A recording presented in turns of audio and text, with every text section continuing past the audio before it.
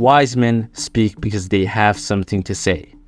Fools because they have to say something. Regardless of when Plato said this quote, it's completely true, especially in our modern world, where everything runs on words. They can start wars, they can destroy people's careers, they can cause significant damage to big companies, and much more. This is exactly what schools don't teach you and don't want you to learn. Being truly educated, articulate, and capable of critical thinking are the traits that separates you from the true elites. Our life is too short to gain knowledge just by ourselves, and it's a complete waste of time. As Otto von Bismarck, the Prime Minister of Prussia, once said, "Fools learn from experience. I prefer to learn from the experience of others." There are many sources to learn about others' opinions and experiences on different things. It can be books, podcasts, or even conversations with different people. I suggest you read books.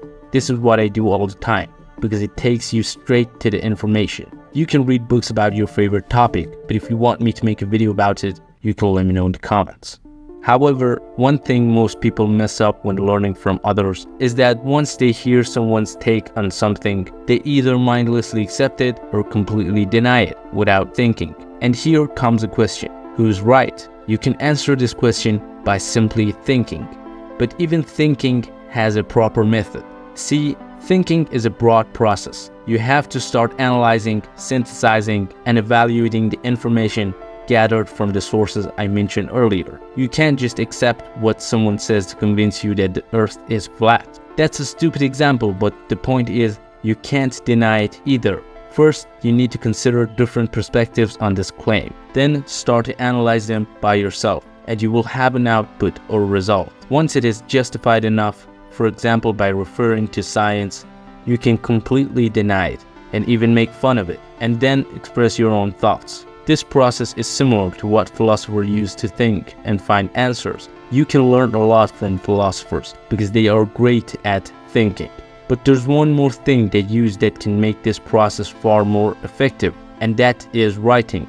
When you go through this whole process, writing down your thoughts allows you to review them and see if there's any problem. In some sense, it makes two people of you at the same time. One is the one who wrote the thought, the other is the one who reads or criticizes. After you find the problems, you can increase your knowledge about the topic and then come back and write it down again to correct it. This simple tool can make your thoughts much more qualitative, so make sure you use it. And to finish off this video, I want you to understand that thoughts and ideas can change over time. You consider yourself smart, but do you think you in a few years would still believe that the current you is smart? If yes, this is not a sign of improvement. This means that you still stick to your same knowledge and ideas. The point is to let your ego go. You're not supposed to always be right. The purpose is to reach the answer, not to prove that you're right. Just try to prove yourself wrong every time, instead of insisting that you're right. Peace.